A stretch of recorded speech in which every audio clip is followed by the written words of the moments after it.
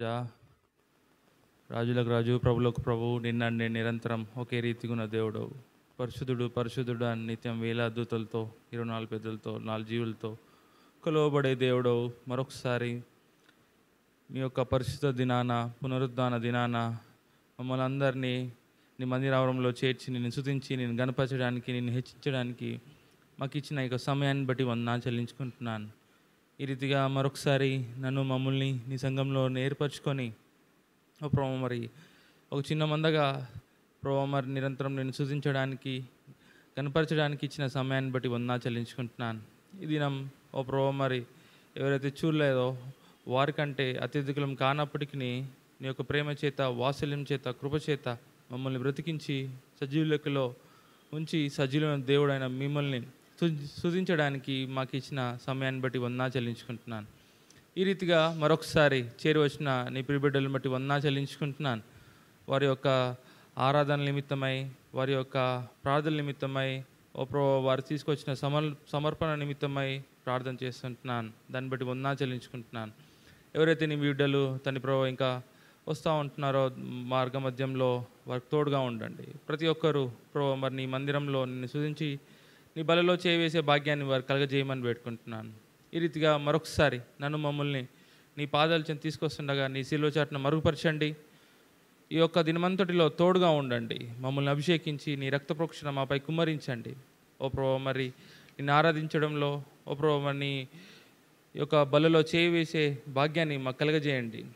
ఈ రీతిగా మరొకసారి పాటల విషయంలో, వాయిద్యాల విషయంలో ప్రతి ఒక్కటిలో మీరు మాకు తోడుగా ఉండమని వేడుకుంటూ, ఓ ప్రభు మరి మమ్మల్ని నీ యొక్క చేతి నీడలో కప్పించమని వేడుకుంటూ యేసుక్రీస్తు వారి అతి పరిశుద్ధ నామములో ప్రార్థించి అడిగి స్తుతిస్తున్నాం తండ్రి, ఆమేన్. రండి, ఆరాధన నిమిత్తమై కీర్తనలు 65వ అధ్యాయం, Psalms 65 చాప్టర్ వర్స్ 1. కీర్తనలు 65వ అధ్యాయము మొదటి వచనం.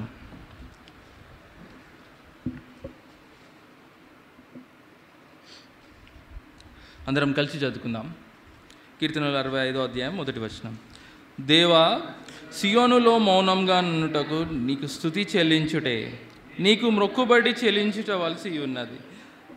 అలాగే కీర్తనలు 48వ అధ్యాయం 9వ వచనం, Psalms 48 చాప్టర్ 9 వర్స్ 9. కీర్తనలు 48, 9. దేవా, మేము నీ ఆలయం నందు నీ కృపను ధ్యానించితిమి. అలాగే 107వ కీర్తన 14వ వచనము 15వ వచనం. అందరం కలిసి చదువుకుందాం. కీర్తన 107, Psalms 107. అందరం కలిసి బిగ్గరగా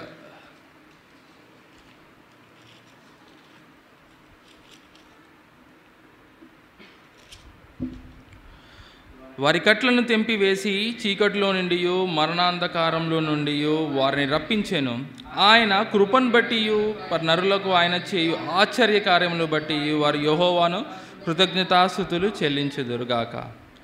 సహాయం నిమిత్తమై ప్రభువు. ప్రేమగల తండ్రి, జీవంగల దేవా, నమ్మక రాజా, మరొకసారి నీ పాచం చేరొస్తుంటున్నాను. ఓ ప్రభు మరి మరొకసారి నీ మందిరారంలో నిన్ను స్తుతించి నిన్ను ఆరాధించడానికి ఇచ్చిన సమయాన్ని బట్టి వందనాలు ప్రభు. మరి వచ్చిన వారందరిని బట్టి వందనాలు. నీ బిడ్డలు ఇంకెవరైతే రావాల్సి ఉంటుందో త్వరపడి ఓ ప్రభు మరి తీసుకొచ్చి నీ మందిరంలో నిన్ను స్తుతించడానికి, నిన్ను గణపరచడానికి వారికి కావాల్సిన ఓ ప్రభు మరి ఆత్మీయతను తీసుకురమ్మని వేడుకుంటున్నాను. అలాగే వచ్చిన వారందరిని బట్టి వందనాలు చెల్లించుకుని ఈ రీతిగా మరొకసారి ప్రభు మరి ఆరాధన నిమిత్తమై వాక్య భాగ్యాన్ని తీసుకొస్తుండగా మీరే ఆ యొక్క వాక్య భాగ్యాన్ని నీరు గట్టి ఫలింపజేయండి. చెప్తున్న నాకు ప్రభు మరి మంచి జ్ఞానాన్ని దయచేయమని వేడుకుంటున్నాను. నా నోట్లో మీ మాటలుంచి ఎక్సోడస్ 4:12 ప్రకారం తండ్రి ప్రభు మరి ఏం మాట్లాడవలసిందో నాకు నేర్పించమని వేడుకుంటున్నాను. వింటున్నా నీ దాసులకు ఓ ప్రభు మరి మంచి జ్ఞానాన్ని దయచేసి ప్రభు మరి మీరే వినే జ్ఞానాన్ని దయచేసి అర్థం చేసుకునే జ్ఞానాన్ని దయచేయమని ప్రభు మరి పలుకుచున్న ప్రతి ఒక్క మాట నీ ఆధీనంలో ఉంచుకోమని వేడుకుంటూ యేసుక్రీస్తు వారి అతి పరిశుద్ధ నామంలో ప్రార్థించి అడిగి వేడుకుంటున్నాం తండ్రి, ఆమేన్. కీర్తన 65 ఒక మొదటి వచనము.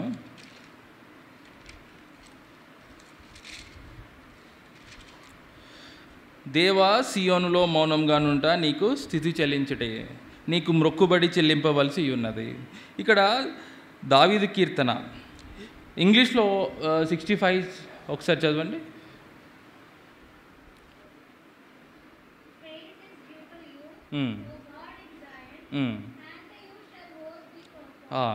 ప్రైజ్ యూ టు బి అంటే ఏంటంట, నీకు స్తుతి చెల్లించుడే అంట. అంటే ఈరోజు మనం దేనికి వచ్చినాం ఇక్కడికి? ఒక మందిరంలో అందరం మనము దేవుని స్తుతించడానికి కదా. దావీదు ఎలాగో స్తుతిస్తూ ఉంటున్నాడు ఇక్కడ. దావీదు కట్టిన పట్టణం ఏంటి? సియోన్ పట్టణం ఎవరు కట్టినారు? దేవుడు దావీదుని ఏర్పరచుకొని సియోన్ పట్టణంని నిర్మించి అక్కడ ఆయనను ఏం చేపిస్తున్నాడు? దేవుడు స్తుతి చెల్లిస్తూ ఉంటున్నాడు. కనుక మనం కూడా ఈ యొక్క ఆదివారం, ఈ యొక్క పరిశుద్ధ దినాన ఈ యొక్క మందిరంలో చేరి మనం దేవాది దేవుణ్ణి స్తుతి చెల్లించడానికి మనకున్న ప్రతి ఒక్క తలంపులతోటి, మన యొక్క ప్రతి ఒక్క పార్ట్, బాడీలో ఉన్న ప్రతి ఒక్క పార్ట్ తోటి మనం ఏం చేయాలా? దేవుణ్ణి స్తుతించాలా. చూడండి, అలాగే ఇక్కడ ఏమంటున్నాడు? ఇక్కడ 65వ కీర్తనలో నీకు మొక్కుబడి చెల్లింపవలసింది. మొక్కుబడి ఎవరు చెల్లిస్తారు? మొక్కుబడి ఎవరు చెల్లిస్తారు కదా? ఎవరైతే దేవుని యొక్క ఆశీర్వాదాలు, దేవుని యొక్క దీవెనలు పొందుతారో వాళ్ళు. ఈ లోకంలో మనం చూస్తూ ఉంటాం, ఎవరో ఎంతోమంది అన్యులు ఎక్కడెళ్ళి వాళ్ళు ఏం చేస్తూ ఉంటారు? మొక్కుబడి చెల్లిస్తూ ఉంటారు. ఏ విధంగా మొక్కుబడి చెల్లిస్తూ ఉంటారు? వారికి కావాల్సిన ఏదైతే ఆత్మీయంగా అంటే ప్రియంగా ఉంటుందో వాళ్ళు దాన్ని వదిలిపెట్టి మొక్కుబడి చెల్లిస్తారు. కొంతమంది ఏం చేస్తారు? వారి యొక్క వెంట్రుకల్ని తీసివేస్తూ ఉంటారు. కొంతమంది వారికి నచ్చిన బంగారంని, కొంతమంది ఏం చేస్తారు? ఇంకా పశువుల్ని, మేకల్ని, వాటన్నిటిని ఏం చేస్తారు? వాళ్ళు అర్పిస్తూ ఉంటారు. కానీ దేవాది దేవుడు మనకేం చెప్తూ ఉంటున్నాడు ఇక్కడ? మన హృదయమారా. చూడండి, 107వ కీర్తన దావీదు ఏం చేస్తూ ఉంటున్నాడో.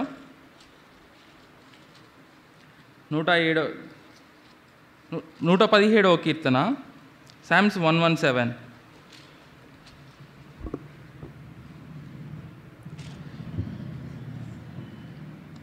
యెహోవా కృప మన ఎడ్ల హెచ్చుగా ఉన్నది, ఆయన విశ్వాస్యత నిరంతరం నిలుచు. మన ఎడ్ల ఆయన విశ్వాస్యత ఎట్లా ఉంటుందంట?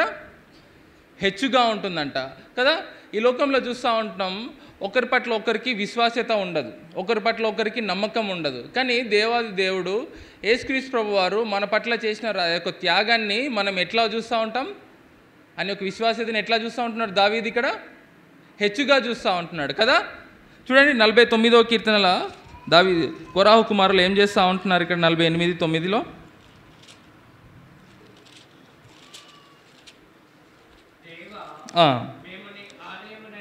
నీ ఆలయం నందు నీ కృపను ధ్యానించితిమి. ఇక్కడ ఏం చేస్తూ ఉంటున్నారు? ఆలయంలో, ఆయన దేవాలయంలో ఆయన ఏం చేస్తూ ఉంటున్నారు? ఇక్కడ కోరాహు కుమారులు ఇక్కడ ఈ యొక్క వచనం మీనింగ్ ఏంటి? ఇక్కడ ఆయన కృపను ఆలయంలో ధ్యానిస్తూ ఉంటున్నారు కదా. ఈరోజు మనం ఇక్కడ వచ్చిన నిమిత్తం ఏంటి? ఇక్కడ వచ్చిన అర్థం ఏంటి? ఇక్కడ ఆదివారం ఇక పరిశుద్ధ దినాన ఆయన కృపను మనం ధ్యానించాలి. మన జీవితంలో మన దేవుడు మనకు చేసిన ప్రతి ఒక్క కార్యాలని, మనం చూపుల ద్వారా, తలంపుల ద్వారా, మాటల ద్వారా, క్రియల ద్వారా చేసిన ప్రతి ఒక్క పాపాన్ని ఆయన ఏం చేసినాడు? ఆయన శిలువ రక్తంలో కడిగి పవిత్రపరిచినాడు కదా. మౌనం ఇక్కడ ఏమంటున్నాడు? ఇక్కడ ఆయన పరిచర్యని, అంటే దావీదు చేసిన ప్రతి ఒక్క పరిచర్యను ఆయన ఏ విధంగా తీసుకొస్తూ ఉంటున్నాడు? ఏ విధంగా తీసుకొస్తూ ఉంటున్నాడు? ఆరాధనగా తీసుకొస్తూ ఉంటున్నాడు కదా. చూడండి, ఇంకా 107వ కీర్తనలో దావీదు ఇంకా ఏం చేస్తూ ఉంటున్నాడు? 15వ వచనంలో చూడండి, ఆయన కృపను బట్టి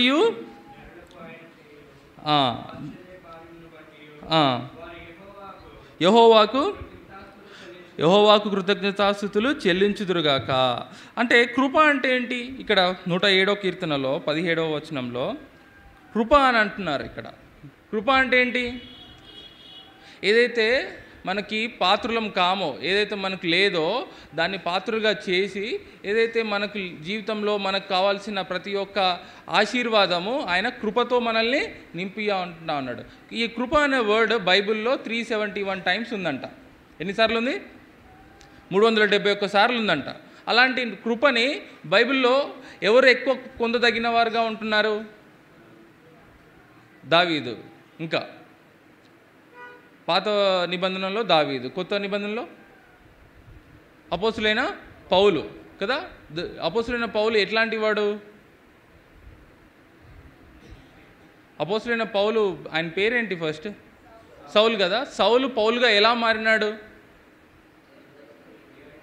దేవుని కృపను బట్టి కదా. దేవుని కృపను బట్టి అపోస్తులైన పౌలు సౌలుగా మారి సౌలు అపోస్తులైన పౌలుగా మారి దేవుని కృపను బట్టి ఈ యొక్క కొత్త నిబంధనలో ఎన్ని బుక్స్ రాసినాడో తెలుసా? 14 రాసినాడు. అంటే ఆ యొక్క కృప ఎంత గొప్పది. తన పట్ల యేసుక్రీస్తు ప్రభువారి యొక్క తర్వాత దేవుడు అపోస్తులైన పౌలు పట్ల అంత కృప తనపై ఉంచినాడు. చూడండి ఇక్కడ ఎఫెసియన్స్, ఆ కృప అనేది మనం ఈరోజు ధ్యానిస్తూ ఉంటాం. మన ఆరాధన నిమిత్తమైన ఈ యొక్క అంశం ఏంటంటే కృప. ఆ కృప ఎలా పొందదగిన వారంగా ఉంటున్నాం, కృప మన పట్ల ఎలా దేవుడు ఇస్తూ ఉంటున్నాడో మనం ఈరోజు చూస్తాం. ఎఫెసియన్లు రాసిన పత్రిక 2:8 మనందరికి తెలిసిన వాక్యమే. Ephesians chapter 2 and verse 8. మీరు విశ్వాసము ద్వారా కృపచేతనే రక్షించబడి ఉన్నారు, మీ వలన కలిగినది కాదు, దేవుని వరమే. చాలమ్మా, ఇక్కడ ఏమంటున్నారు? ఇక్కడ మీరు విశ్వసించిన వారై కదా, ఆ వర్డ్ చదవలేదు మీరు. విశ్వసించిన వారై కృపచేతనే రక్షించబడినారు. ఈ లోకంలో మనకు ఎంతో భయంకరమైన పరిస్థితులు ఎదురన్నాయి కదా. మన దైనందిన జీవితంలో మన రోజు దినం వెంబడి దినం ఎంతో చూస్తూ ఉంటాం. సాతాను శోధకంలో పడినా కూడా దేవుని యొక్క కృప మన పట్ల ఎట్లా ఉంటుందంట? నిరంతరం ఉంటుంది. అలాగన ఆయన యొక్క కృప ఏం చేస్తూ ఉంటుంది? వరంగా ఇస్తూ ఉంటున్నారు. దేవుని యొక్క వరం ఏంటి ఇక్కడ? దేవుని యొక్క వరం ఏంటి? కృప. ఆ యొక్క కృప లేకపోతే మన జీవితంలో ఏమైనా చేయగలుగుతామా? ఏం చేయలేము. అంటే నా యొక్క ఉద్దేశం ఏంటంటే, మనం పొందదగిన వారుగా ఉంటున్నామో అది దేవుడు ప్రతి ఒక్క విషయం నుండి, అంటే ప్రతి ఒక్క పార్ట్ నుండి మనకు కృప ద్వారా వెల్లడిపరుస్తూ ఉంటున్నాడు. అది కేవలం వారి యొక్క వరమే. దేవుడు ఈ లోకంలో ఎంతో చూస్తూ ఉంటాం. వరాలు ఇచ్చే దేవుడు కదా. మనం మొక్కితే వరాలు ఇస్తూ ఉంటారు. వరాలు ఎందుకు ఇస్తూ ఉంటారు? ఎవరైనా ఒకవేళ ఇప్పుడు నేను మీకు ఒక వరం ఇచ్చినాను అనుకోండి, లేక మీరు నాకు వరం ఇచ్చినారు అనుకోండి, దేనికి ఇస్తూ ఉంటాం మనం? ఏదైనా ఒక కాంప్లికేటెడ్, అంటే ఏదైనా కండిషన్స్ ఉంటాయి కదా, ఆ కండిషన్స్ నెరవేరుస్తేనే దేవుడు వరం ఇస్తూ ఉంటాడు. కానీ ఇక్కడ మన దేవాది దేవుడు ఏమిస్తూ ఉంటున్నాడు? ఇక్కడ ఉచితంగానే కృప ఇస్తుంటున్నాడు. అది తర్వాత చదవండి 9వ వచనము.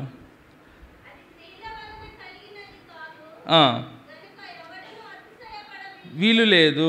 అంటే దేవుని యొక్క కృప మనం అనుకుంటూ ఉంటాం దేవుడు నాకే కృప ఇచ్చినాడని. కాదు, దేవుని యొక్క వరం అది. ఆయన కృపచేతనే మనం రక్షించబడి, ఆయన కృపచేతనే మనకి రక్షణ వచ్చిన తర్వాత ఏం చేస్తూ ఉంటున్నాడు? ఇక్కడ మనము అతిశయంగా వీలు పడలేదంట. చూడండి ఇక్కడ మత్తయి సువార్త 15వ అధ్యాయం. ఆయనను ఎలాగా కృపచేత మనల్ని చూస్తూ ఉంటున్నాడు, ఎలాగ మనం కృతజ్ఞతలు చెల్లించాలో చూద్దాం. ఏం చేయాలి మనం ఎలాంటి వారం? మత్తయి సువార్త 15వ అధ్యాయం 24వ వచనం. Matthew chapter 15 and 24 verse. ఆయన ఇజ్రాయేలీయుల ఇంటి వారై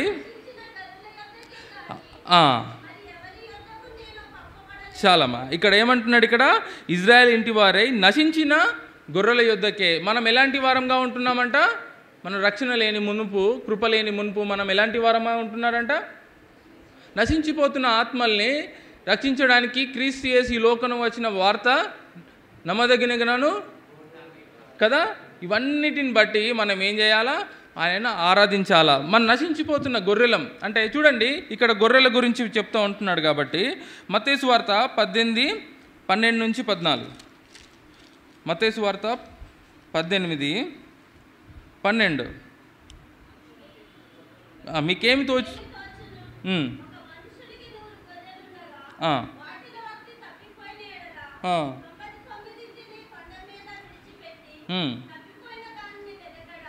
చాలమ్మా. ఇక్కడ ఏమంటున్నాడు?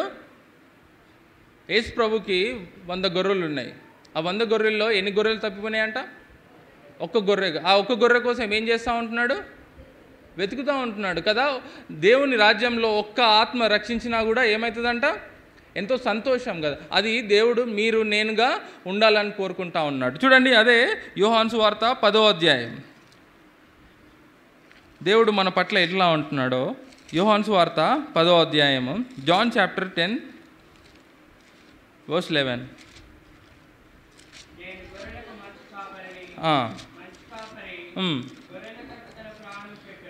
చాలన్నా, ఇక్కడ ఏమంటున్నాడు? నేను గొర్రెలకు మంచి కాపరి. అంటే మనం జీవితంలో ఎన్నో చూస్తూ ఉంటున్నాం. మనకు సాతాను ఏం చేస్తూ ఉంటుంది? మనకి రోజు దినం వెంబడి దినం ఏదో ఒక ఆపద తలజంచుకుంటూ ఉంటుంది కదా. ఏదో ఆపద సృష్టించాలా, ఏదో వీడిని మనల్ని ఏదో ఒకరిని మనకి హింసించాలని అనుకుంటుంది. కానీ యేసు ప్రభువు ఎలాగా ఉంటున్నాడు మన పట్ల? ఒక కాపరిలాగా ఉంటున్నాడు. కాపరి ఏం చేస్తాడంట? చదవండి అన్న. నెక్స్ట్ 12వ వచనం. జీతగాడు గొర్రెల కాపరి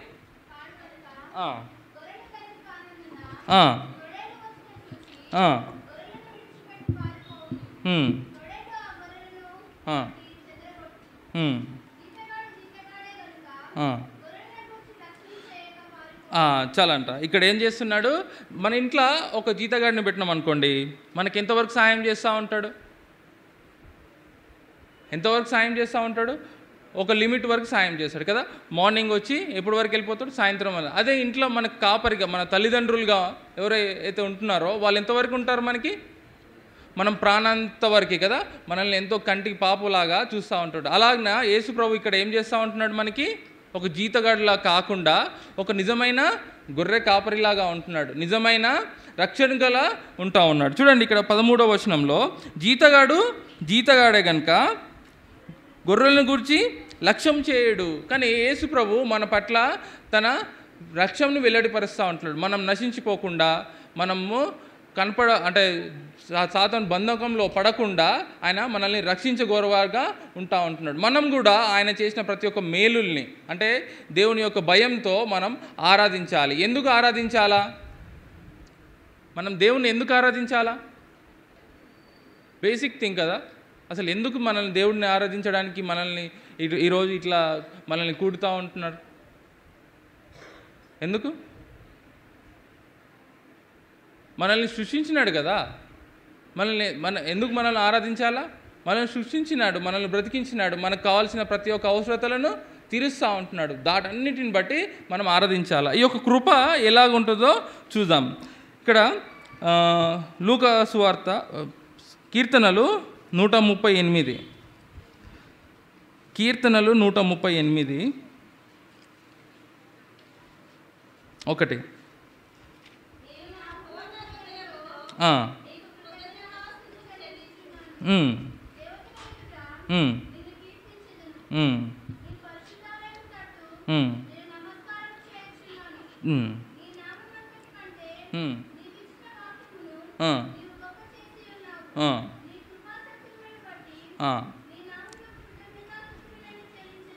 చాలమ్మా, ఇక్కడ ఏమంటున్నాడు? ఇక్కడ దావీదు కీర్తన, ఆయన హృదయంతో ఆయనను కీర్తిస్తూ ఉంటున్నాడు.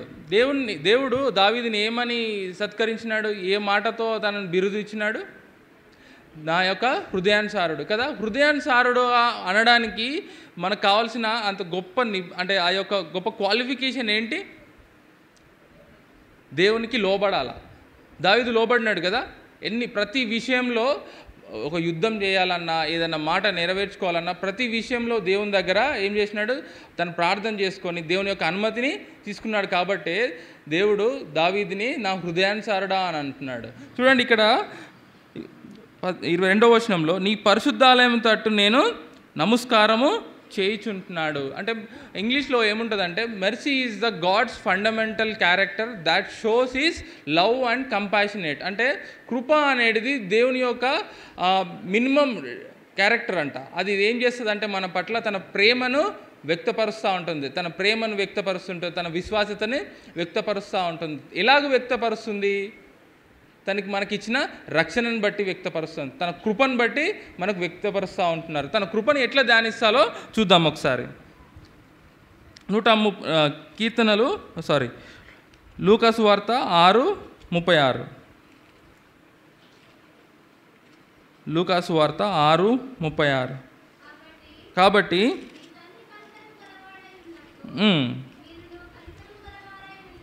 చాలమ్మా. ఎలాంటి వాడు దేవుడు? మనకి కనికరం గలవాడు కదా. కనికరం గల దేవుడు మనకేం చేస్తూ ఉంటున్నాడు? కృప చూపిస్తూ ఉంటున్నాడు. ఇప్పటి వరకు ఏం చూసుకున్నాం మనం? దేవుడు కృపగల దేవుడు, దేవుడు ఇంకా ఇంకేం చూసుకున్నాం? ప్రేమ గల దేవుడు కదా. చూడండి, ఇదే 116వ కీర్తన 5వ వచనం. 116వ కీర్తన. యెహోవా దయాళుడు, నీతిమంతుడు, మన దేవుడు వాత్సల్యత గలవాడు. దేవుడు ఏం చేస్తాడంట? మన దేవుడు అంటే ఎలాంటి వాడంట? దయాళుడు, దయగల దేవుడు, దేవుడు నీతిమంతుడు, దేవుడు వాత్సల్య గలవాడు. దయ ఎలాగ చూపిస్తూ ఉంటున్నాడు మనకు? దయ నిరంతరము తన చేతి నీడలో కప్పి ఉంచి కనిపించని అంధకార శక్తుల నుంచి మనల్ని లయపరిచి ప్రతిదినం మనల్ని తన దేవదూతల ద్వారా మనల్ని కాపు కాస్తూ ఉంటున్నాడు కదా. తన యొక్క దయ అలా వ్యక్తపరుస్తూ ఉంటున్నది. ఇంకేమంటున్నాడు ఇక్కడ? నీతిమంతుడు అంట. నీతిమంతుడు ఎవరు? నీతిమంతుడు లేడు, ఒక్కడును లేడంట. మనం నీతిమంతులుగా చెప్పుకుంటే అది పొరపాటే. ఎందుకు? మనం ఎన్నోసార్లు మనం తప్పిపోతూ ఉంటున్నాం. అయినప్పటికీ దేవుడు తన కృపని, తన దయాళత్వంని, తన నీతిని మన పట్ల వెల్లడిపరుస్తూ ఉంటున్నాడు. ఇంకేమంటున్నాడు ఇక్కడ? వాత్సల్య గలవాడు. వాత్సల్యత అంటే కల్మషం లేని ప్రేమ. వాత్సల్యత అంటే కల్మషం లేని ప్రేమ. కల్మషం లేకుండా ఎవరుంటారు? నాకు తెలిసి ఇద్దరు చిన్నపిల్లలు, దేవుడు. అంతే కదా. చిన్నపిల్లలు ఎలాగుంటారు? కల్మషం లేకుండా. వారికి కోపం వస్తే కోపం పడతారు, ప్రేమ వస్తే ప్రేమ చూపిస్తారు. కానీ మనసులో ఏమైనా పెట్టుకుంటారా? పెట్టుకోరు. ఇంగ్లీష్లో ఒక దైవజనుడు ఏమన్నాడంటే, people will forgive but they don't forget అంట. వారిని క్షమిస్తూ ఉంటారు కానీ వారు మర్చిపోరంట కదా. నేనైనా ఎవరైనా అంతే.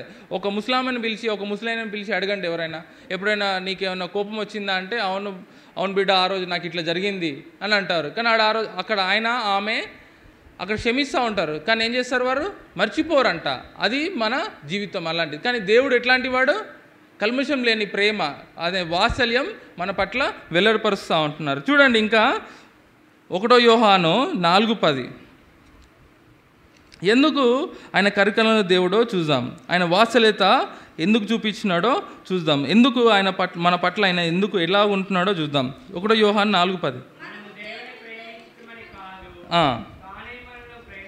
తానే మనల్ని ప్రేమించి మన పాపములకు ప్రాయచిత్తమై ఉండుటకు తన కుమారుని పంపెను. ఇందులో ప్రేమ ఉన్నది. చూడండి, ఎంత గొప్ప మాట కదా. మనము దేవుని ప్రేమించితమని కాదు, మనం దేవుని ప్రేమించలేదు. అయినప్పటికీ మనం చూసినాం కదా, ఎఫెసీయులకు రాసిన పత్రిక 2:8 ఏమన్నాడంట? కృపచేతనే మీరు రక్షించబడదు. ఇది దేవుని యొక్క వరమే అంట. దేవుని వరాలు ఎలాగుంటున్నాయి? తన ప్రేమ పట్ల వెల్లడిపరుస్తూ ఉంటున్నాడు. ఎలాగూ వెల్లడిపరుస్తూ ఉంటున్నాడు? దయాళత్వంతో, నీతిమంతులతో, వాత్సల్యంతో, కృపతో, వీటన్నిటిని బట్టి మన పట్ల నెరవేరుస్తూ ఉంటున్నాడు. ఆయన మనం ప్రేమించితిమి అని కాదు, కానీ తానే మన పట్ల తన శాంతికరమై ఉండుటకు తన కుమారుని పంపెను. తన కుమారుడు ఏం చేసినాడు? మన నిమిత్తమై కదా, కల్వరి సిలువలో నా నిమిత్తమై ప్రాణాన్ని అర్పించినాడు. ఆ యొక్క ప్రశస్త కార్యాన్ని బట్టి మనం ఆరాధించాలా. చూడండి, ఇదే 1 యోహాను 1:7 ఉంటుంది కదా. ఏం చేస్తూ ఉంటుందంట? అయితే వెలుగులోనున్న ప్రకారము మనము వెలుగులో నడిచిన ఎడ్ల మనము అన్యోన్య సహవాసం గలవారమై ఉందుము.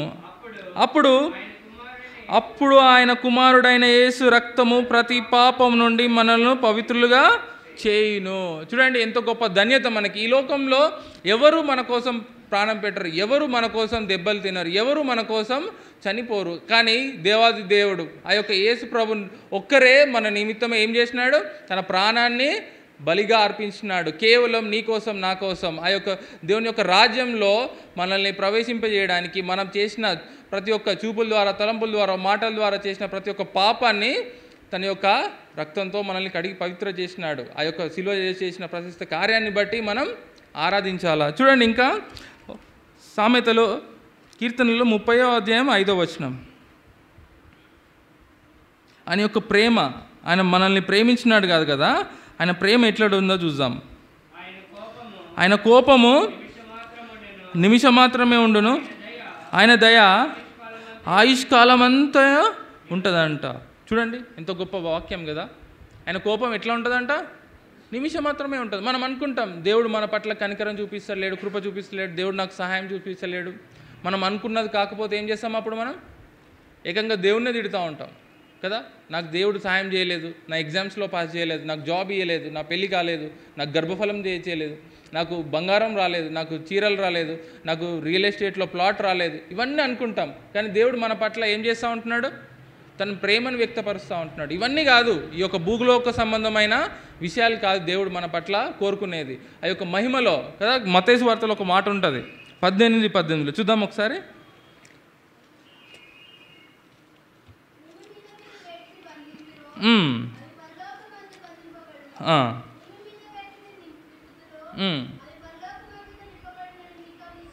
చెప్పుతుంటున్నారు. పరలోకంలో ఎట్లా ఉంటుందంట?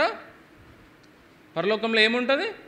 ఎల్లప్పుడూ సంతోషం ఉంటుంది, ఎల్లప్పుడూ ఆరాధన ఉంటుంది కదా. భూమి కూడా భూమి లోపల కూడా, అంటే భూమి దగ్గర కూడా మనం ఉంటున్న ఈ యొక్క భూమి మీద ఆయన మన పట్ల ఎలా చూపిస్తూ ఉంటున్నాడు? ఏం కోరుకుంటున్నాడు అంటే ఆరాధన కోరుకుంటా ఉన్నాడు, మహిమను కోరుకుంటా ఉన్నాడు కదా. చూడండి ఈ యొక్క 30వ కీర్తన 5వ వచనంలో ఏమంటున్నాడు? ఆయన కోపం నిమిషం మాత్రమే. ఆయన ఎప్పుడూ కోపపడే దేవుడు కాదు. ఆయన దయ ఆయుష్కాలం అంతా నుంచి మనం ఉన్నంత వరకు ఆయన ఉంటా ఉంటాడు. మనం అంటాం కదా, ఎట్లా ఉన్నామన్నా అంటే ఏమంటాం మనం? దేవుని దయ ఉంటేనే మనం బ్రతుకుతూ ఉంటాం. అదే మనుషుల దయ, మా నాన్న దయ వల్ల నేను బతుకుతున్నా, మా అక్క వాళ్ళ దయ వల్ల మేము బతుకున్నాం అని అంటామా? మనం కేవలం దేవుని దయ వల్లనే మనం బ్రతుకుతున్నాం అంటున్నాం. ఇవన్నిటిని బట్టి మనం ఆరాధన చేయాలి. చూడండి ఇంకా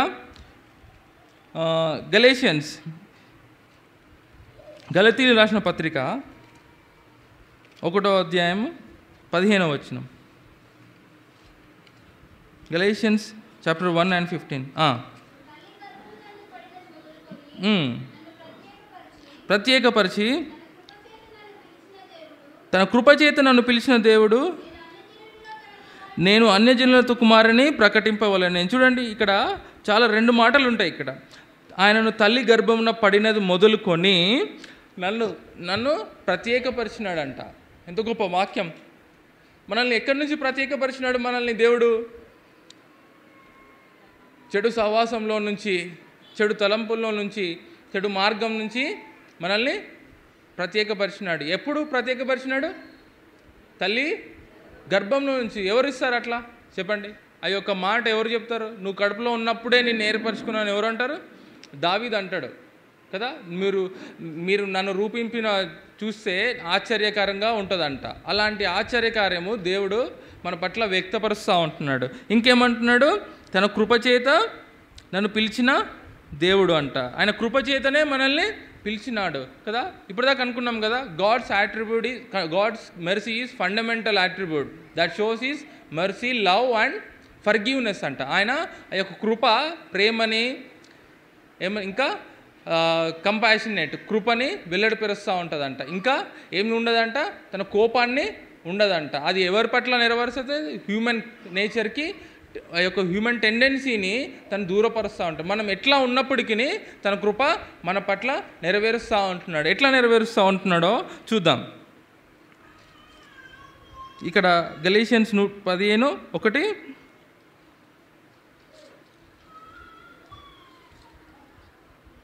3 చూడండి. 1:3 తండ్రి అయిన దేవుని నుండి మన ప్రభు అయిన యేసుక్రీస్తు నుండి మీకు కృపయు సమాధానమును కలుగునుగాక. అంటే ఏం చేస్తూ ఉంటున్నాడు ఇక్కడ? కృప ఇస్తుంటున్నాడు, సమాధానం ఇస్తూ ఉంటున్నాడు. కృపతో కాకుండా ఇంకేం చేస్తుంటున్నాడు? మన జీవితంలో మనం ఏదైతే బాధతో ఉంటామో, ఏదైతే కోల్పోతూ ఉంటామో దాన్ని సమాధానంతో తీరుస్తూ ఉంటున్నాడు. మనం ఏమంటాం అంటే కృప అనేది ఏంటంటే ఏదైతే మనం పాత్రలం కామో దాన్ని పాత్రలుగా చేసి దానికి హెచ్చించి, తన కృపని హెచ్చించి మన కృతజ్ఞతాస్తుతులు కోరుకుంటా ఉంటున్నాడు. ఏదైతే మనం రుచి చూసినామో జీవితంలో తన కృపని, ఆ యొక్క రుచిని ఆరాధన ద్వారా దేవునికి మహిమపరిచేవారంగా ఉండాల్సిందిగా ఉంటున్నాం. చూడండి యోహాను సువార్త 1:17, జాన్ గాస్పల్ చాప్టర్ 1:17. ఎలాగా, how and what is his mercy, ఎలాగా తన కృపని చూపిస్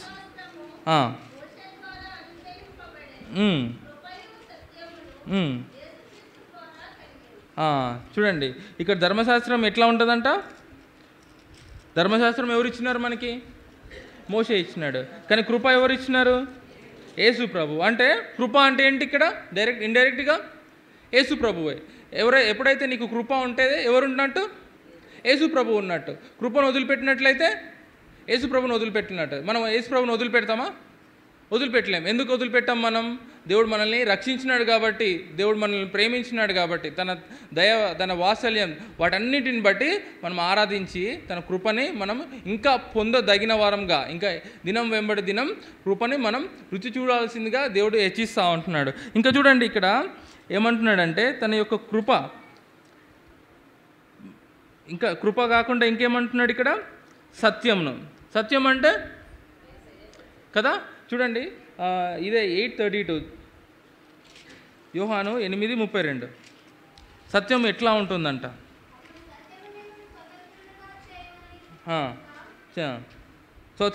చాలమ్మా. అప్పుడు సత్యం మనల్ని స్వతంత్రులుగా చేస్తుంది. ఎప్పుడైతే యేసు ప్రభు సత్యంగా ఉండి మన జీవితంలో ఉంటుందో మనం అప్పుడు ఏమవుతూ ఉంటామంటాం? స్వతంత్రులుగా వస్తుంటాం. ఎక్కడి నుంచి స్వతంత్రులుగా ఉంటాం? పాపం నుండి, అపరాధం నుండి మనల్ని స్వతంత్రులుగా చేస్తూ ఉంటారు. ఎప్పుడైతే మనం పాపం నుంచి విడుదల పొందుతామో ఏమవుతుంది? మనకు అక్కడ గొప్ప శాంతి, సమాధానం మన పట్ల ఉంటుంది. చూడండి, ఒక అబద్ధం ఆడితే ఎంత బాధ అనిపిస్తుంది, ఒక పాపం చేస్తే ఎంత బాధ అనిపిస్తుంది. కానీ ఆ యొక్క పాపం నుంచి మనల్ని దూరపరిస్తే ఎట్లా ఉంటుందంట? మనకి స్వాతంత్రంగా ఉంటుంది. అంటే we feel independent, we are out of sin.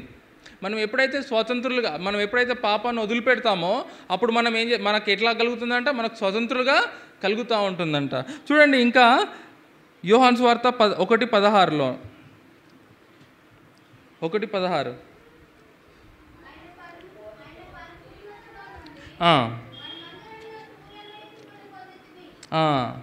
చాలక ఆయన ఏం చేశారంట? మనకి కృప వెంబడి ఎట్లాగూ పరిపూర్ణత అంటే ఫుల్ఫిల్మెంట్. అంటే పరిపూర్ణత అంటే ఇప్పుడు చూడండి, ఒక హోటల్ పోయినాం అనుకోండి, ఫుల్ మీల్స్ ఉంటాయి, ప్లేట్ మీల్స్ ఉంటాయి. ఫుల్ మీల్స్ అంటే మీకు తెలిసింది కాబట్టి చెప్తున్నాను. ఫుల్ మీల్స్ అంటే ఎంత ఉంటే అంత, అంటే పరిపూర్ణంగా కదా, పేట్ భర్ అంటాం కదా, కడుపు నిండా తినేంత వరకు ఉంటాం. అంటే పరిపూర్ణత. ఆయన యొక్క పరిపూర్ణత ఎట్లా కనపరుస్తూ ఉంటుంది మన పట్ల అంటే చూడండి, ఐజియా 53 తన యొక్క ప్రేమ మన పట్ల పరిపూర్ణతగా ఎలాగ చూపిస్తూ ఉంటున్నాడంటే యెషయా 53, ఐజియా చాప్టర్ 53 and 45.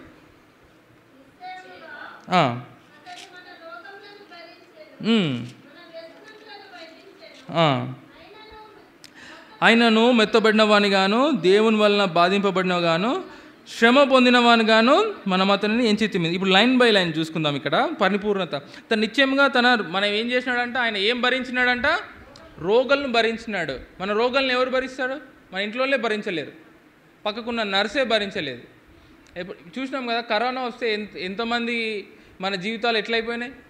ఎవరైనా దగ్గినా తుమ్మినా కూడా మనకేమైంది? దూరం వెళ్ళిపోయినాం. ఎంతో భయం కదా, ఎవరైనా తుమ్మినా కూడా ఎంతో భయంతో దూరం వెళ్ళిపోయినాం. కానీ యేసు ప్రభు ఇక్కడ ఏం చేసినాడు? మన పట్ల మన రోగాల్ని ఆయన భరించినాడు. తర్వాత ఏంటంట?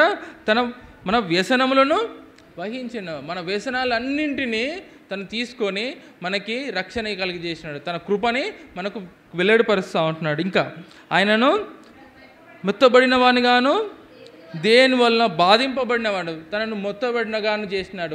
దేవుడు మొత్తుతో ఏమవుతుంది? మనకి పోతాం, నశించిపోతూ ఉంటాం. కానీ మన నాశనాన్ని తను తీసుకొని తను మొత్తబడినగాను, తను బాధింపబడినాడు. అవన్నింటిని బట్టి మనం ఆరాధన చేయాలి. ఇంకొకటి, శ్రమ నొందినవానుగాను మనం అతనిని ఎంచితిమి. నిజంగా యేసు ప్రభు శ్రమ పొందినాడు కదా, ఈ యొక్క భూలోకంలోకి వచ్చి 33 సంవత్సరాలు మన నిమిత్తమై శ్రమ పొందినాడు. ఎట్లా శ్రమ పొందినాడు చూడండి. ఇదే లూకాసు వార్త 22 లూకాసు వార్త 22, 63, 64.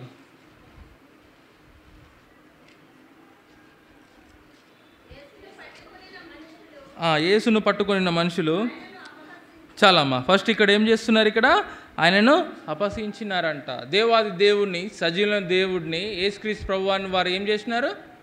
అపహసించినారు. ఆ యొక్క శ్రమలు కదా, ఆ యొక్క మొదటి శ్రమ ఏంటి? అపహసించినారు. ఎంత గొప్ప త్యాగం కదా అది. మనం ఒకరి పట్ల ఒకరికి విధేయత ఉండదు. ఒకరు అపహసిస్తే ఏం చేస్తారు? వాడు మన తిరిగి అపహసించినాడు. కానీ యేసు ప్రభు ఏం చేసినాడు? ఇక్కడ తిరిగి అపహసించినాడా? లేదు. తర్వాత కొట్టి ఆయన ముఖము కప్పి అడిగి, చూడండి ఎంత ఇరిటేషన్ ఉంటుంది కదా. మనల్ని కొట్టి, ఎవడరా నేను కొట్టిందని చెప్తే ఎట్లుంటుంది? మనల్ని ఎంత ఇరిటేషన్, ఎంత కోపం వస్తుంది. కానీ దేవుడు ఏం చేసినాడు? తన శాంతిని, తన సమాధాన్ని మన పట్ల కుప్పి శాంతంగా ఉంటున్నాడు. కొట్టినారు, ఉమ్మి వేసినారు. ఇంకా ఉంటుంది చూడండి 64లో, మాట్లాడిరి. చూడండి, ఇంకా ఎంతో గొప్పగా హింసించి, ఎన్నో మాటలు మాట్లాడి, ఎంతో దూషణగా చేసిన అయినప్పటికీ తన పరిపూర్ణత, యేసుక్రీస్తు ప్రభువారు తన సిలువలో చేసిన పరిపూర్ణత ఎలా ఉంటుంది? చూడండి, ఐజియా 33:53-5. మన అతిక్రమములను బట్టి అతడు గాయపరచబడను, మన దోషములను బట్టి నలగొట్టబడెను,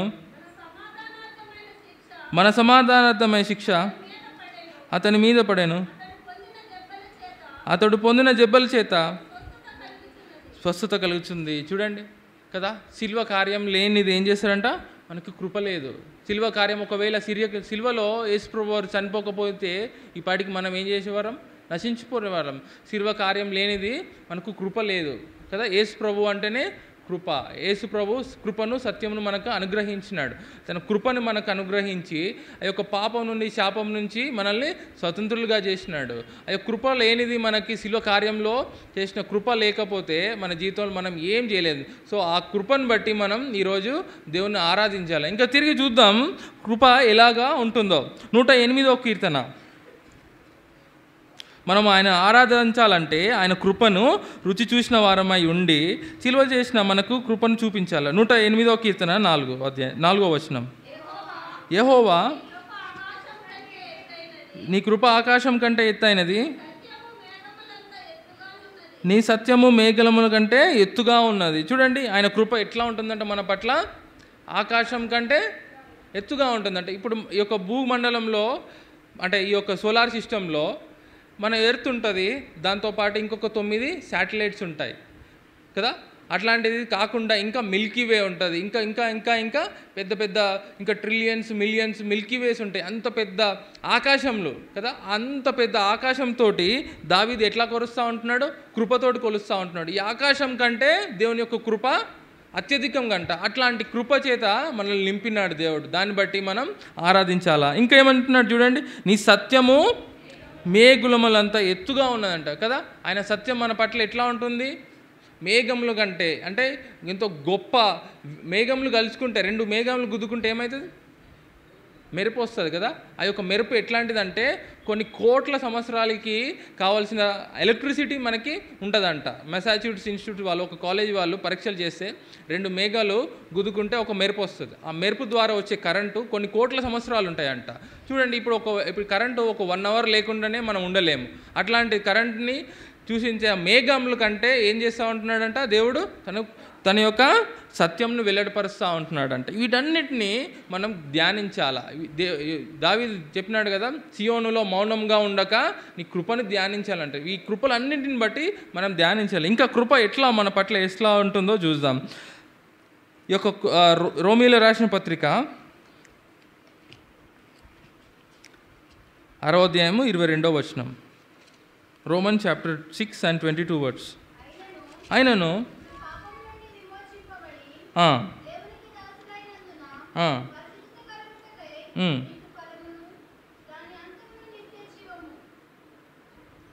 మరణం 6:22 అమ్మా. 6:22 రోమీయులకు రాసిన పత్రిక 6:22-23.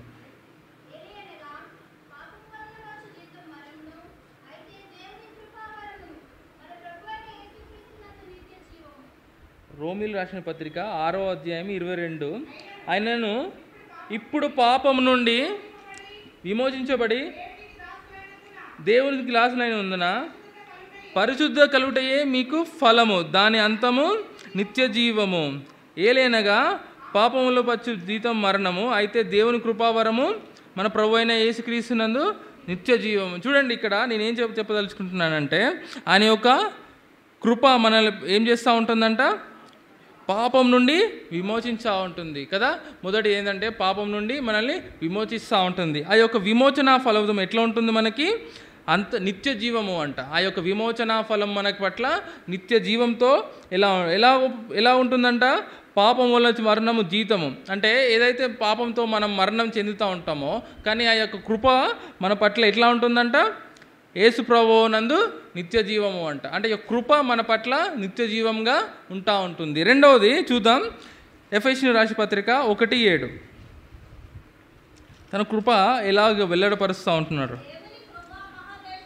దేవుని కృప మహాదైశ్వర్యం బట్టి ఆ ప్రియయందు ఆయన రక్తం వలన విమోచనము, అనగా మన అపరాధములకు క్షమాపణ మనకు కలిగి ఉన్నది. చూడండి, ఆయన కృప మన పట్ల, తన యొక్క కృపా మహాదైశ్వర్యము మన పట్ల ఎట్లా కనపరుస్తూ ఉంటుందంట, క్షమాపణ కలుగజేస్తూ ఉంటుంది. ఎప్పుడైతే మనం పాపం చేస్తూ ఉంటామో తన కృప ద్వారా మనల్ని క్షమిస్తూ ఉంటున్నాడు. ఆ క్షమాపణ మన పట్ల తన విమోచనను వెళ్ళపడిస్తూ ఉంటున్నాడు. కృప ఏం చేస్తుందంటే మొదటగా విమోచన ఇస్తూ ఉంటుంది. రెండవది చూద్దాం, రోమీయులకు రాసిన పత్రిక 3:24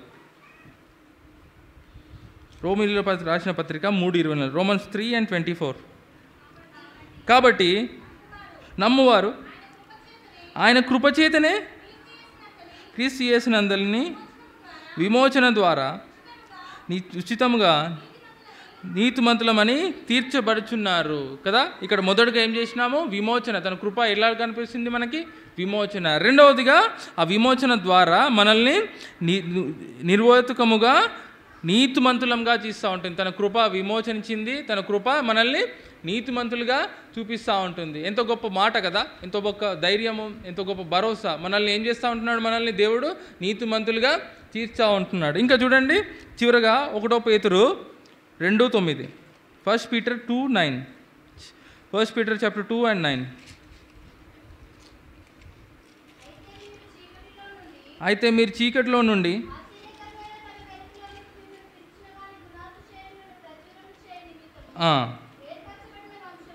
ఏర్పరిచిన వంశమును, రాజులైన యాజక సమూహము, పరిశుద్ధ జనమును,